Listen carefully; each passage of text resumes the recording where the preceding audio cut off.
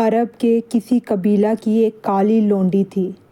انہوں نے اسے آزاد کر دیا تھا اور وہ انہی کے ساتھ رہتی تھی۔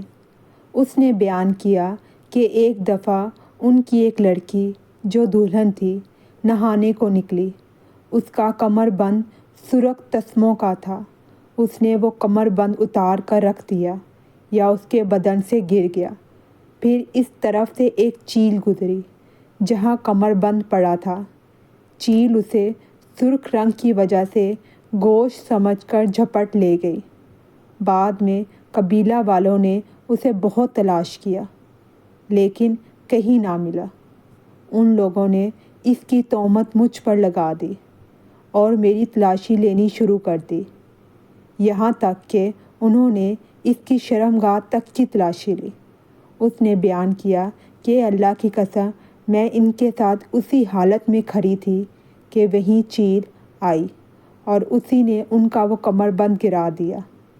وہ ان کے سامنے ہی گرا۔ میں نے اسے دیکھ کر کہا، یہی تو تھا جس کی تم مجھ پر تہمت لگاتے تھے۔ تم لوگوں نے مجھ پر اس کا الزام لگایا تھا، حالانکہ میں اس سے پاک تھی۔ یہی تو ہے وہ کمر بند۔ اس لونڈی نے کہا کہ اس کے بعد میں رسول اللہ صلی اللہ علیہ وآلہ وسلم کی خدمت میں حاضر ہوئی اور اسلام لائی۔ عائشہ رضی اللہ عنہا نے بیان کیا کہ اس کے لیے مسجد نبوی میں ایک بڑا خیمہ لگا دیا گیا، یا یہ کہا کہ چھوٹا سا خیمہ لگا دیا گیا۔ عائشہ رضی اللہ عنہا نے بیان کیا کہ وہ لونڈی میرے پاس آتی اور مجھ سے باتیں کیا کرتی تھی۔ جب بھی وہ میرے پاس آتی تو یہ ضرور کہتی کہ کمر بند کا دن ہمارے رب کی عجیب نشانیوں میں سے ہے، اسی نے مجھے کفر کے ملک سے نجات دی۔ عائشہ رضی اللہ عنہا فرماتی ہیں کہ میں نے اس سے کہا، آخر بات کیا ہے؟